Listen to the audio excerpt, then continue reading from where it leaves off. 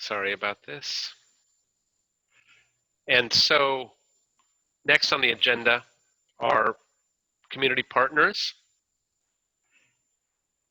And we would start with Congressman Huffman's office. My earpiece is beeping, so I'm not sure everything is working properly, but I hope you can hear me. Sheba Brown from Congressman Jared Huffman's office has dialed in, and we're going to run through the community partners. The list is on the screen, I hope. And at this point in time, it might be good to mention that about 5 minutes per speaker might be an appropriate way to resume. We have other items below this list of speakers. So with that, are you able to communicate, Sheba?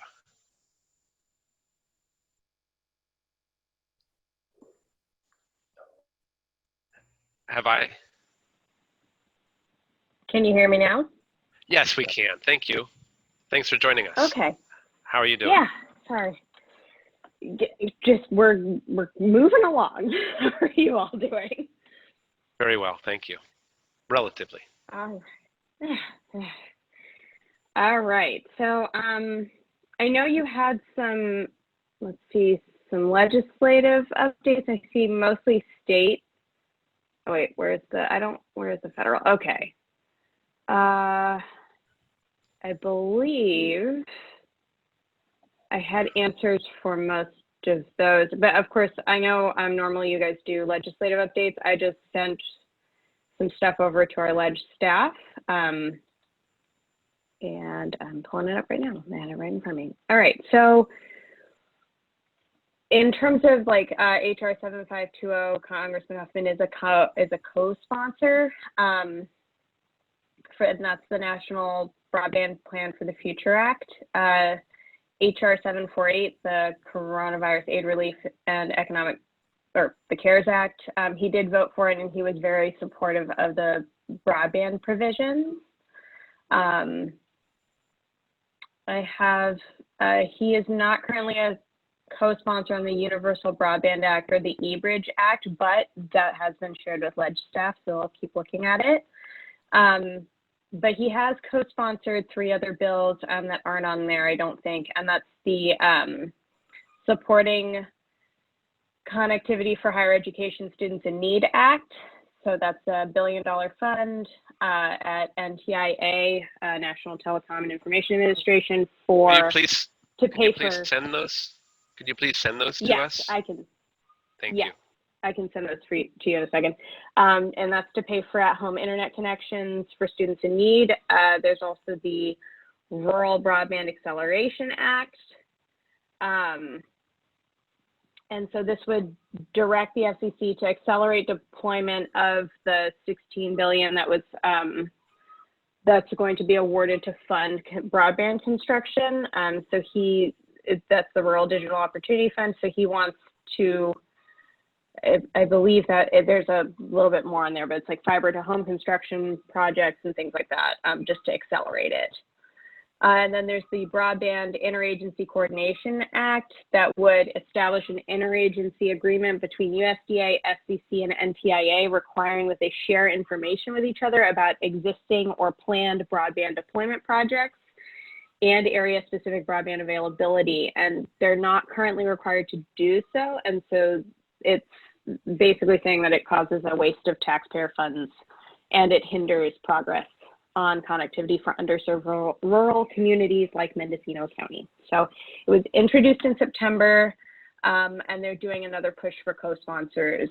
So he's on that one. Okay. Thank you very much. And those are the 3. I'll send those over. Appreciate it very much.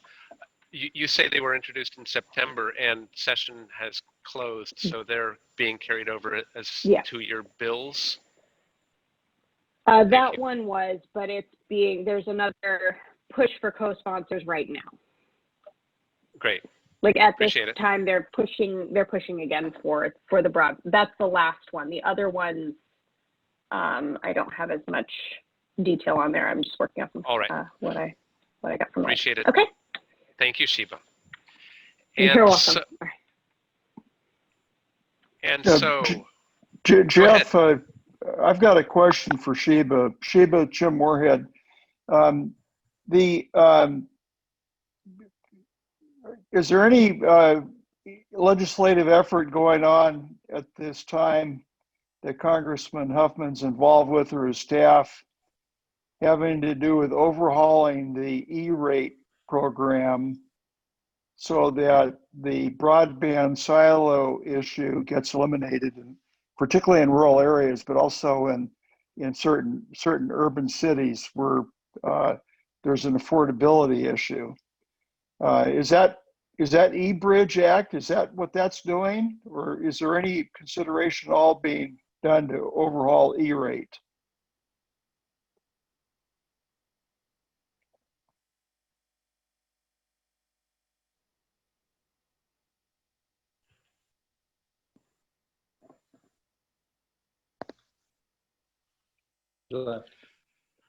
I've pulled up the E-Bridge Act, and I believe I'm still on screen share, so that your question might be answered. It's not there. It's not there. So I don't have a firmer answer, but it's a good question that we can do follow-up on. I wrote a letter to Congressman Huffman, I think in 2013, addressing this issue, and it's still an issue. Correct. Amen. Very good. So thanks again, Shiva. We look forward to doing more research on some of these items, and the bills that you mentioned that I neglected to track will be incorporated in our next meeting. Thank you. And then I